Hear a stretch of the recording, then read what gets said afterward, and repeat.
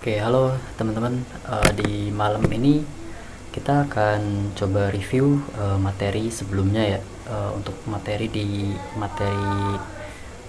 part 7 kemarin. Nah, kemarin kan kita sudah memberikan validasi untuk login ya. Nah, untuk validasi login itu sendiri kan kemarin kita udah bahas untuk terkait login. Jadi apabila salah satunya tidak ada yang diisi gitu ya. Jadi dia akan mengembalikan nilainya adalah false gitu ya.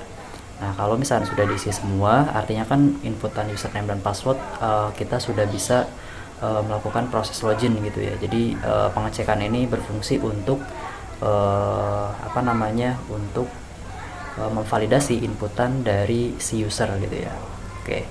Nah, kurang lebih seperti ini. Jadi untuk materi sebelumnya kita udah berhasil memberikan pengecekan. Nah, di sini kita coba inputkan. Misalnya di sini ada username. Di sini ada username. Lalu kemudian kita misalkan si user dia lupa menginputkan password gitu ya. Nah, di sini dia nilainya adalah false karena salah satunya harus diisi gitu ya, harus diisi semua gitu. Jadi kalau misalnya salah satunya kosong, kita akan memberikan nilai false, artinya harus diisi semua gitu ya. Kita coba isi semua. Nah, di sini sudah true ya, artinya nilai username dan password sudah selesai. Oke. Baik, berikutnya kita langsung masuk ke materi selanjutnya, yaitu kita akan membuat autentikasi user dengan membuat API ya, API untuk proses loginnya gitu ya. Nah, di sini kita akan ada 3 proses. Pertama, kita akan membuat file konfigurasi koneksi ke database, lalu kemudian membuat API untuk login. Lalu kemudian kita akan akses dengan berdasarkan username beserta password. Lalu kemudian kita akan membuat API untuk register baru gitu ya. Jadi dari aplikasi juga kita bisa register gitu ya, dengan menggunakan data-data yang akan atau bisa dibuat oleh si user baru gitu ya. Oke, baik teman-teman. Jadi yang sebelumnya dimana project API kita itu ada di dalam project Android ya, Android Studio kita. Nah, dimana kemarin itu kita rencananya adalah digabungin aja gitu ya di dalam folder project Android Studio. Jadi biar sekalian jadi satu aja. Cuman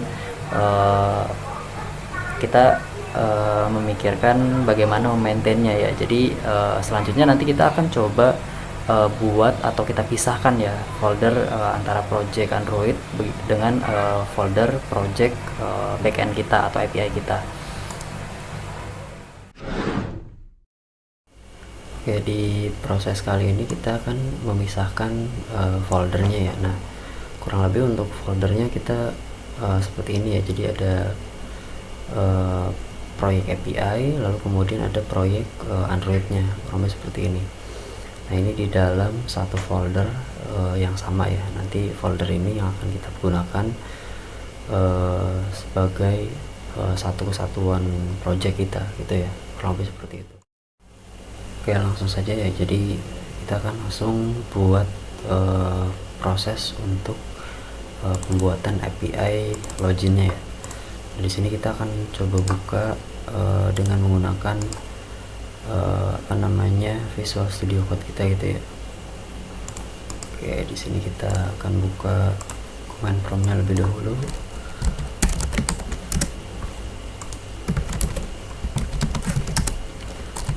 Buka.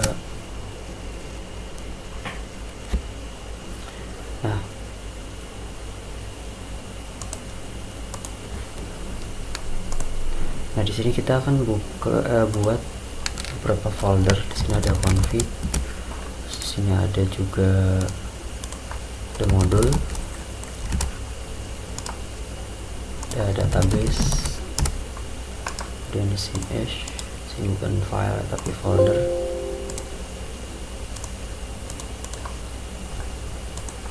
Database, sini ada auth. Oke, nah di sini kita pertama akan buat file konfigurasinya lebih dahulu ya. Nah, file konfigurasinya itu adalah sebagai penghubung kita dengan database gitu ya. Nah, kemudian kita aktifkan terlebih dahulu ya untuk MySQL nya ya. MySQL nya kita aktifkan lebih dahulu, lalu kemudian kita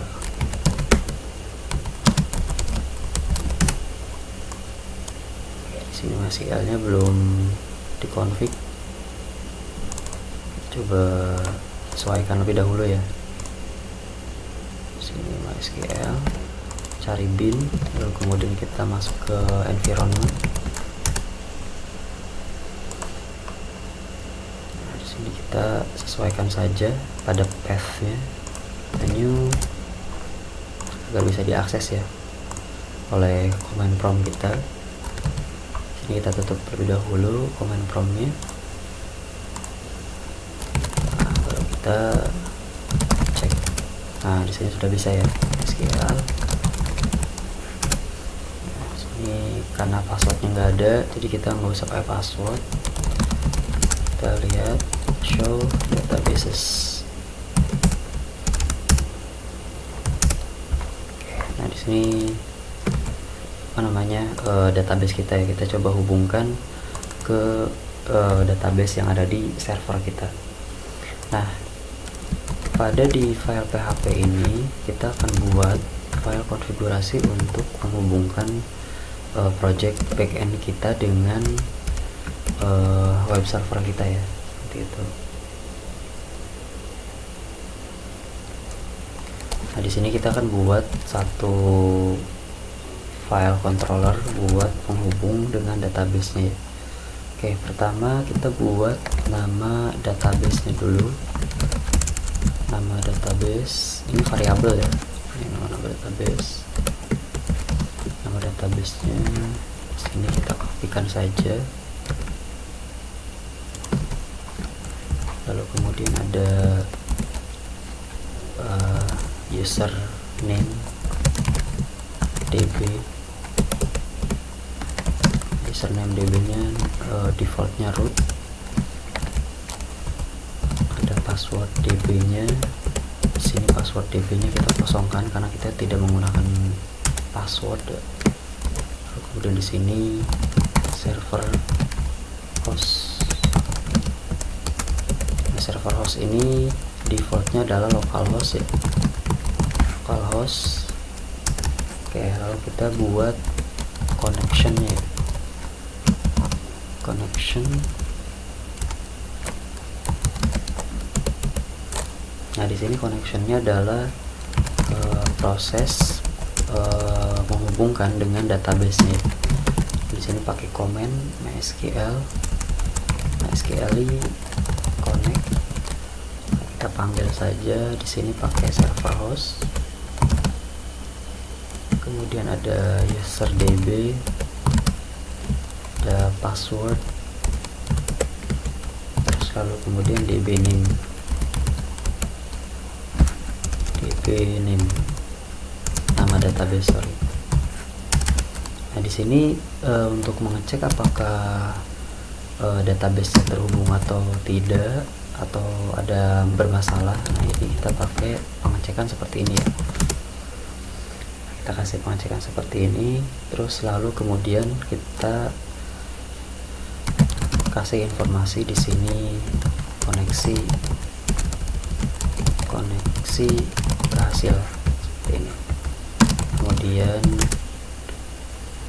kalau misalkan ada error atau masalah di sini, koneksi gagal ini ya. Oke. Nah, di sini path-nya juga kita aktifkan agar bisa mengakses ke web server kita. Oke. Kita akses saja di localhost.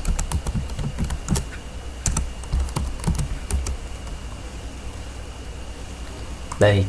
Nah, di sini kan untuk htdoc itu defaultnya ada di C gitu ya, ada di C, sedangkan project kita itu ada di D gitu ya, ada di D. Nah ini sebenarnya bisa kita arahkan gitu ya untuk default dokumen rootnya dari Apache web server kita yang ada di Windows. Nah ini sebenarnya bisa kita setup. Nah, caranya dengan stop terlebih dahulu untuk Apache web servernya, kemudian kita config bagian http config-nya. Nah lalu kemudian kita cari nih di bagian setup dokumen rootnya ya. Nah di sini ada dokumen rootnya itu ada di dc, exam sama htdoc. Nah di sini kita komen aja, kita buat yang baru ya. Nah yang baru kita akses atau kita arahkan ke dalam project kita. Nah project kita itu ada di sini. Kita kopikan saja. Defaultnya di new world aja ya, jadi biar global gitu ya. Nah kita aktifkan. Nah ini adalah konfigurasi default atau modifikasi dari kita ya. Nah ini bisa kita modifikasi, kita simpan. Nah kemudian kita aktifkan kembali untuk web servernya. Nah di sini otomatis sudah mengarah ke dokumen root yang kita modifikasi tadi. Nah kita akses saja API-nya, di sini config, kita config. Nah kalau misalkan koneksi sudah berhasil, artinya proses menghubungkan backend API kita dengan database sudah berhasil ya. Nah kita akan coba kasih status error, artinya di sini ada koneksi gagal. Nah di sini karena kita nggak pakai database, jadi errornya seperti ini ya. Nah kita coba pakai nama databasenya beda ya. Nah di sini bakalan informasi databasenya tidak dikenal gitu ya. Nah localhost, misalkan localhost. Nah di sini juga bakalan error nih karena tidak ada host yang dikenal gitu ya. Pastikan untuk proses penghubungan dari backend API kita dengan database sudah berhasil terhubung gitu ya. Nah apabila sudah terhubung seperti ini, selanjutnya kita bisa membuat satu file lagi namanya login php. Oke, kita pakai login php.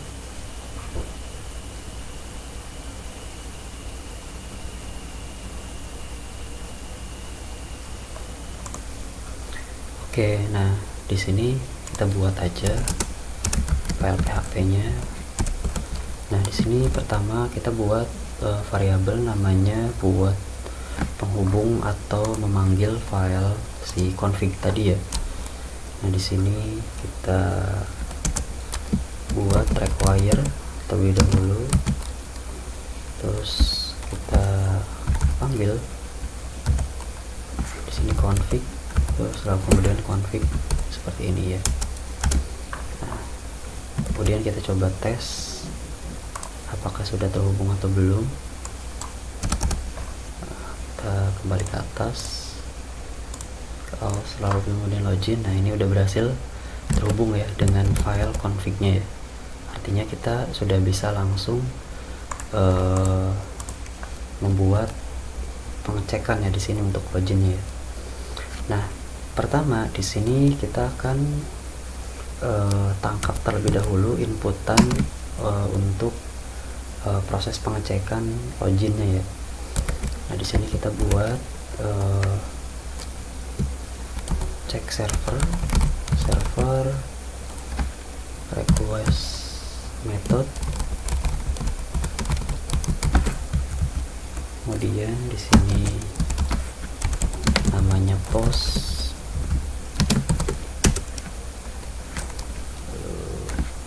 Nah di sini tuh buat ngecek requestannya itu adalah harus pakai post gitu ya. Jadi request method pada API itu sebenarnya banyak ya.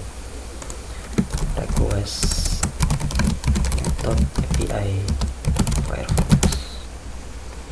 ada banyak ya, jadi bukan cuman get aja, jadi ada get, ada head, ada post. Nah cuman di sini kita hanya menggunakan dua aja ya, jadi ada get sama post aja.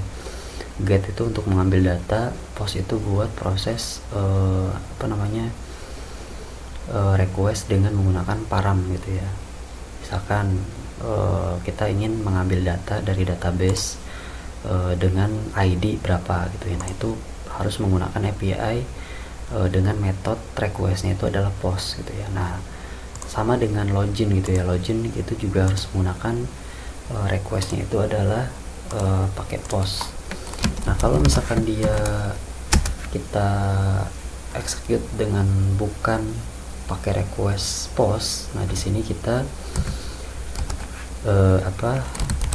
kasih aja informasi atau error di sini, request membutuhkan metode post seperti ini.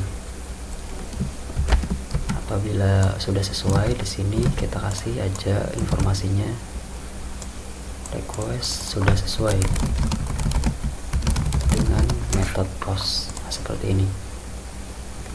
Nah sebelumnya di config kita komen terlebih dahulu ya. Oke, di sini kita coba. Nah, di sini membutuhkan request method post. Nah, di sini kita memerlukan sebuah API test ya, namanya itu Postman. Nah, sebenarnya di sini harus kita download terlebih dahulu. Nah, kita download terlebih dahulu Postman untuk testing API-nya ya. Nah, di sini kita langsung download saja untuk Windows.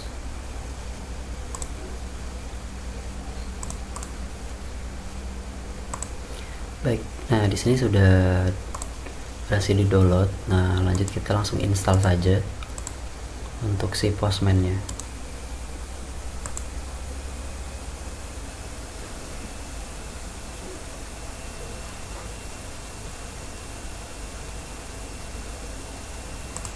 Oke, nah di sini perlu sign in ya. Di sini kalau misalkan belum memiliki akun bisa dibuat untuk Postman-nya ya.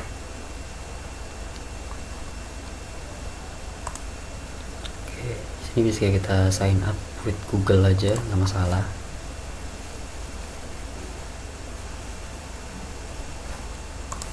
Oke, nanti di sini ada pop-up informasi sudah berhasil autentikasi, artinya kita bakalan dialihkan kembali ke aplikasi Postman-nya ya. Nah kita tunggu saja prosesnya. Kalau misalkan ada pop-up seperti ini, kita centang kemudian allow aja semuanya ya. Nah di sini kita sudah berhasil login. Oke, nah di sini kita buat workspace yang baru. Oke, kita buat workspace yang baru, kita kasih nama aja di sini proyek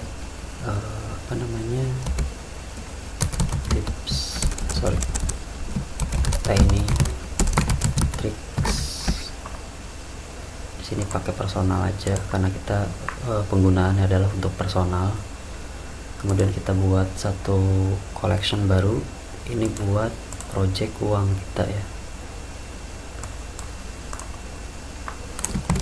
Project uang kita. Di sini ada, kita buat namanya config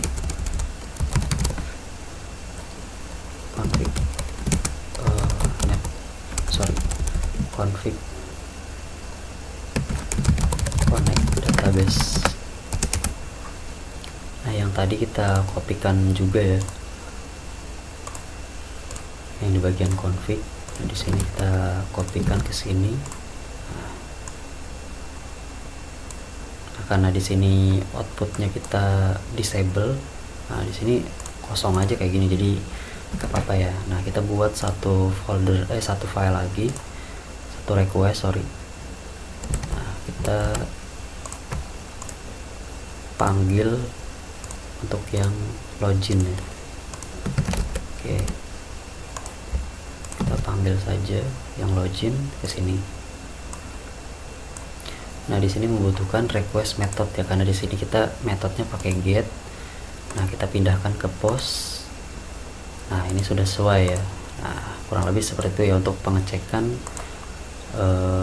yang sudah kita buat tadi nih, yang ini bagian ini. Nah, apabila sudah sesuai, selanjutnya apa? Nah, di sini kita akan tangkap paramnya ya. Kan di aplikasi kita kemarin kita sudah, nah kemarin kan di aplikasi kita udah ada inputan username dan password ya. Jadi ketika klik tombol login nanti itu kan ngehit API ke login ya. Nah, disinilah kita akan tangkap gitu ya inputan atau paramnya. Nah, di sini kita kasih pengecekan pakai if iset kemudian di sini kita tangkap dari post, kemudian apa paramnya. Nah, di sini paramnya adalah username, kita tangkap aja, kemudian kita tangkap juga nah di sini iset lagi dari post juga sama ya. Nah, kalau yang ini untuk password seperti ini. Nah, kita tangkap di sini dengan variabel gitu ya. Di sini string username tangkap dari sini dan string password dari password. Oke, seperti ini ya. Oke, di sini ada error katanya. Oh, sorry, di sini bukan seperti ini ya, tapi pakai post. Jadi tanpa iset, jadi langsung aja.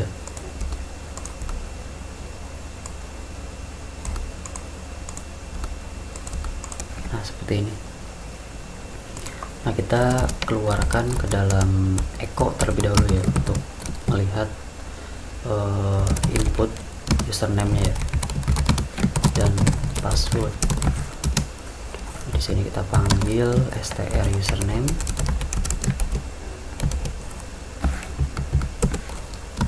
kemudian kita panggil juga untuk passwordnya seperti ini. Oke, kita balik lagi ke Postman. Nah, di Postman kita tambahkan param body. Oke, kita pakai param body. Di sini ada username dan password gitu ya.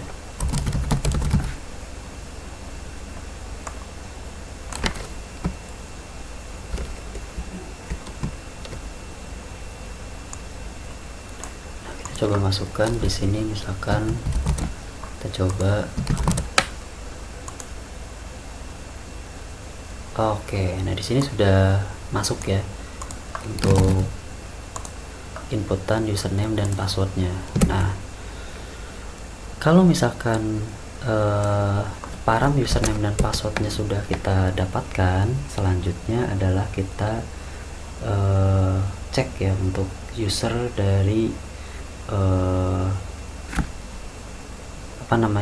dari user yang kita login ini ya. Nah, karena di sini kita belum memiliki database, kita coba lihat ya. Use db uang kita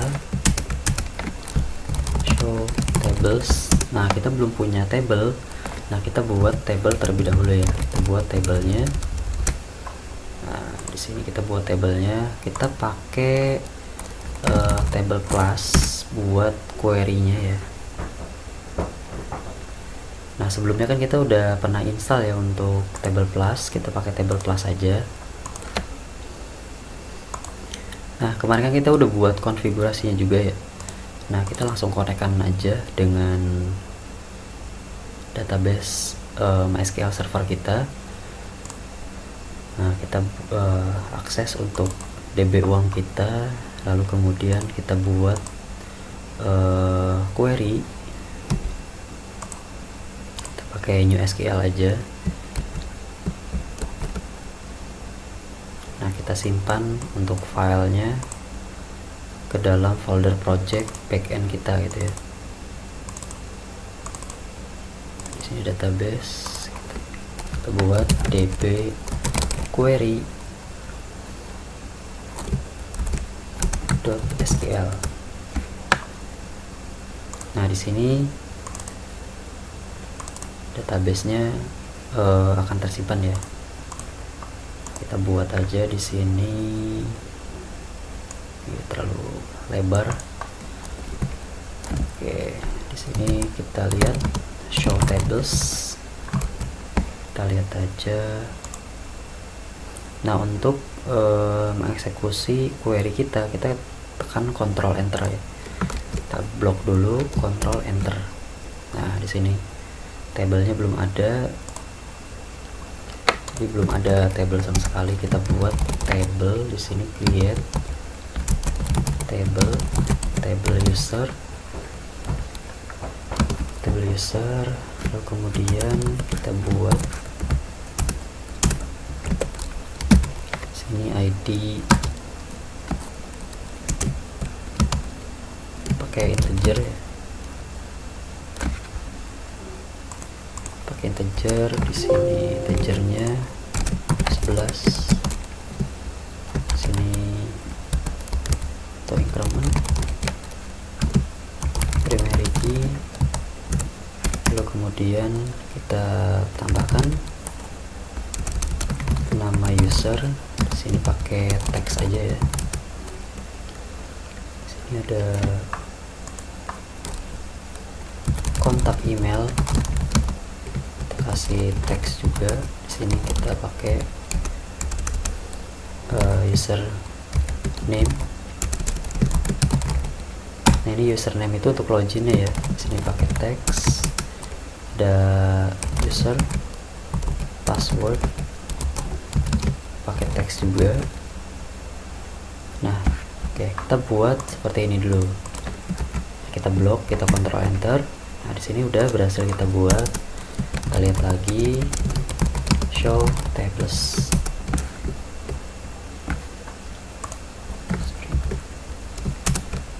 Nah, di sini tabelnya udah berhasil dibuat ya. Nah, lalu kemudian kita tambahkan satu data ya. Tambahkan satu data, kita select from table users. Nah, di sini masih kosong ya. Kita tambahkan insert into table users. Kita panggil untuk ininya ya, fieldnya nama user. Di sini kontak email, user name, ada user password.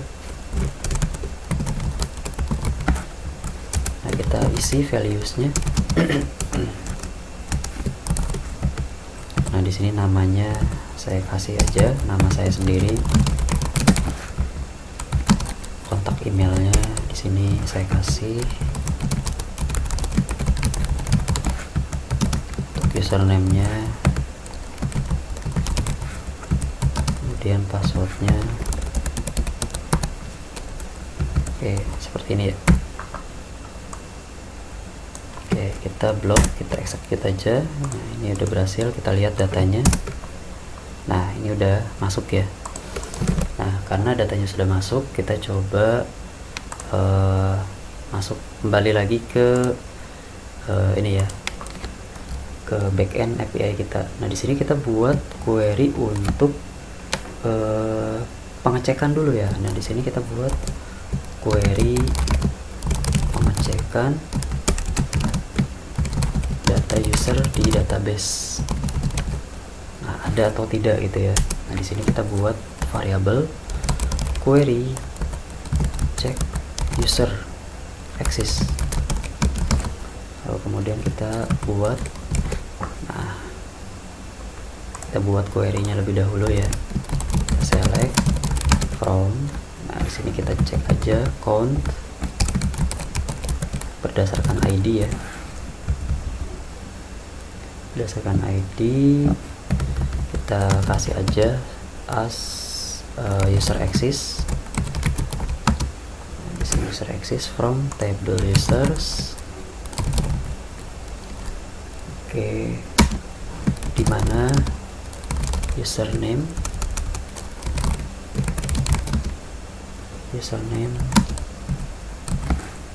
username-nya apa. Nah karena kita pakai menggunakan ini, and user password. Nah, di sini juga tambahkan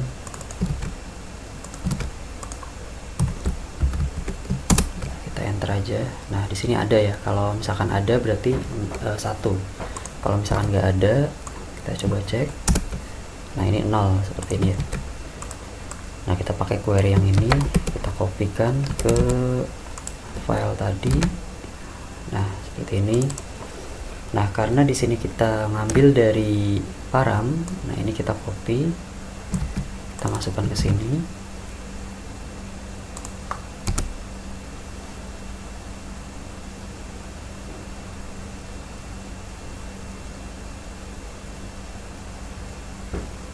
Lalu kemudian passwordnya juga kita kopikan juga, karena kan kita ngambil dari inputan ini ya, param dari Android kita nantinya.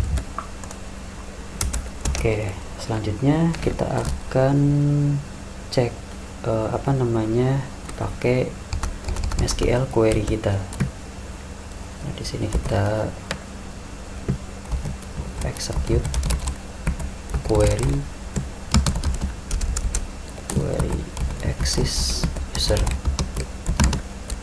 pakai namanya MySQL query. Nah, kita masukkan aja untuk ininya ya. Nah di sini paramnya adalah bukan cuman query-nya aja ya, tapi ininya juga ya, connection-nya ya. Nah ini connection itu diambil dari file config-nya. Nah, ini kita tambahkan connection seperti ini. Oke, ini kurang titik koma. Nah jadi seperti ini ya. Nah satu lagi kita akan fetch row yang kita munculkan ini ya. Jadi kita akan cek user access-nya. Nah, kita ambil fetch row user access, pakai SQL fetch row. Kita panggil query yang ini, kemudian kita keluarkan ke dalam echo. Oke, kita ambil indeksnya 0 karena kan kita ini ya cuman 1 aja. Kita coba cek di sini, kita masukkan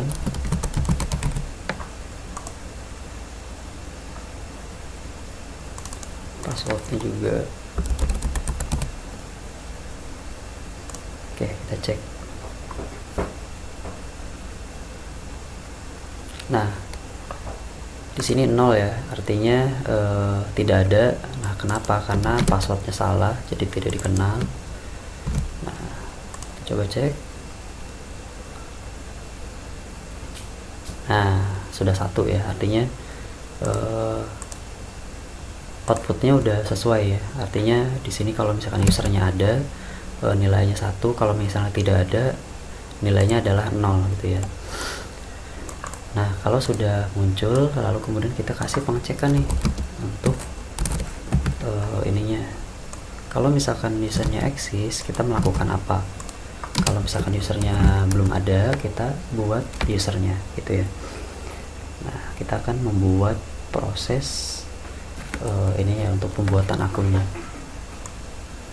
Nah, di sini kita kopikan aja. Nah, query untuk membuat akun. Kalau misalkan usernya ada, kita kasih outputnya juga gitu ya. Nah, outputnya apa? Outputnya adalah informasi user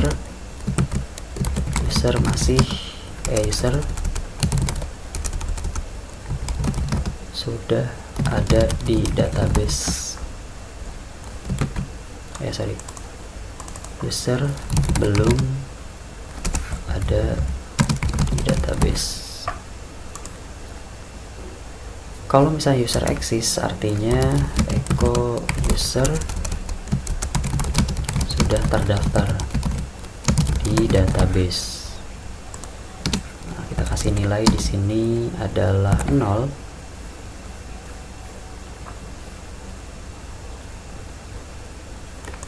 Ini ketuker. Oke, seperti ini. Oke, kita kasih pengecekan terlebih dahulu. Nah, kalau misalkan usernya ada, oke, di sini ada error kurang titik koma, sorry.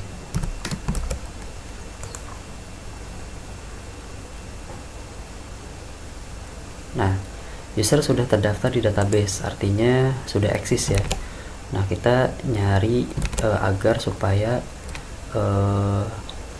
usernya belum terdaftar ya. Kalau misalkan user belum terdaftar, artinya kita bisa melakukan ini case-nya adalah untuk login ya. Kalau login itu artinya kita mencari user yang sudah terdaftar di database seperti ini ya. Oke, di sini user sudah terdaftar di database.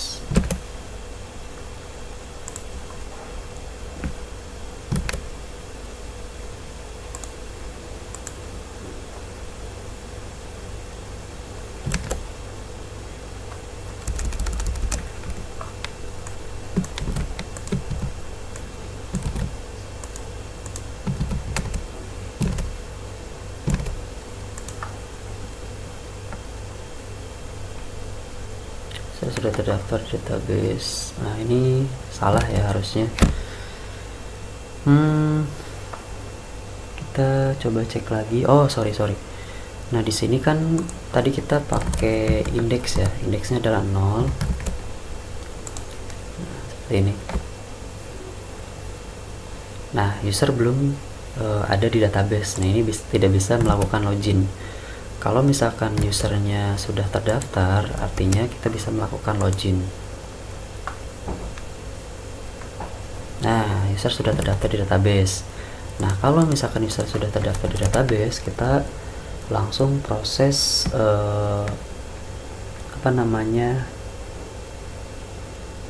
proses login ya. Nah, di sini. Oke, nah di sini harapannya adalah ketika usernya sudah tersedia di database, kita akan ekstrak datanya gitu ya. Nah, data yang ada di database itu kita pengen tahu nih, ini data punya siapa gitu ya. Nah, kita akan coba keluarkan dengan query seperti berikut.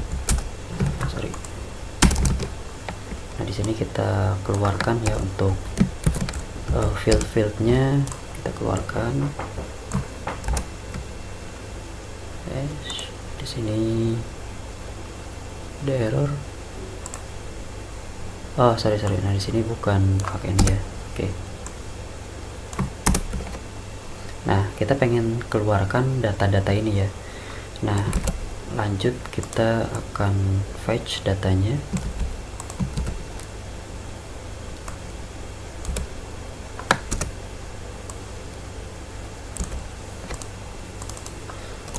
Query fetch data user. Kita kopikan aja ya untuk si query-nya.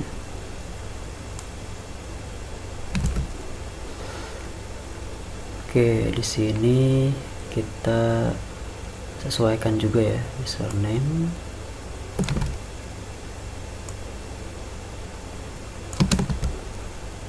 Oke, execute fetch data user. Kita panggil sini, yang ini ke sini. Nah, di sini kita fetch aja data user.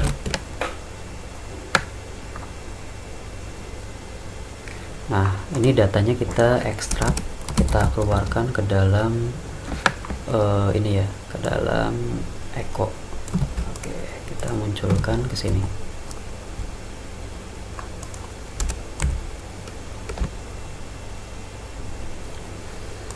Nah, di sini kita jangan lupa pakai ini ya, pakai apa namanya,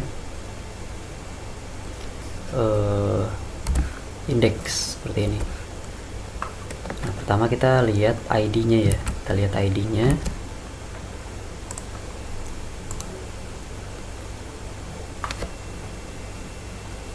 Nah, di sini ID-nya sudah keluar ya.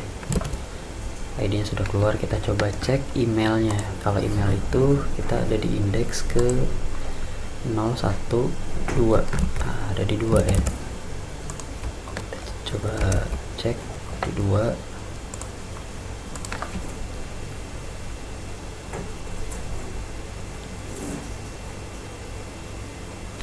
Oke, nah ini sudah bisa diekstrak gitu ya.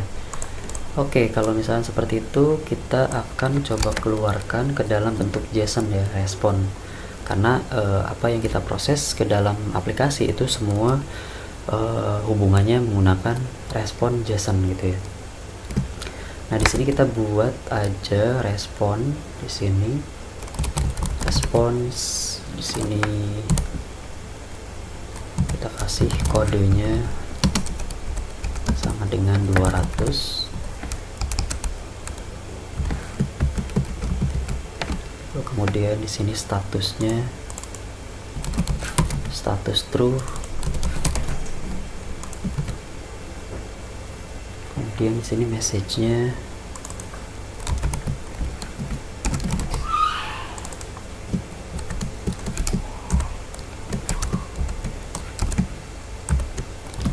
data user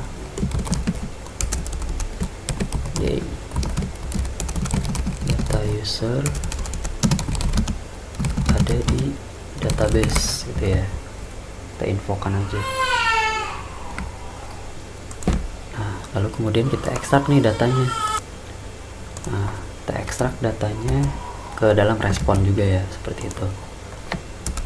Sini data user. Oke, nah ini ke dalam bentuk array gitu ya, dalam bentuk objek, Nah, objeknya di sini ada ID. Sini ada ID.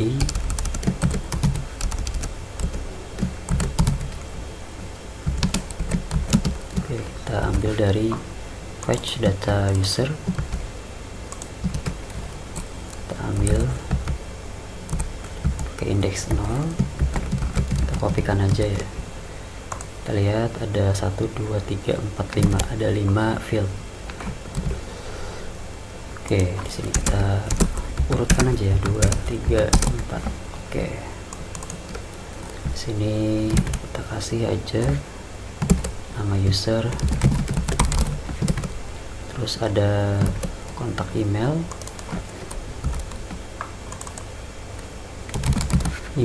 lalu kemudian username dan password.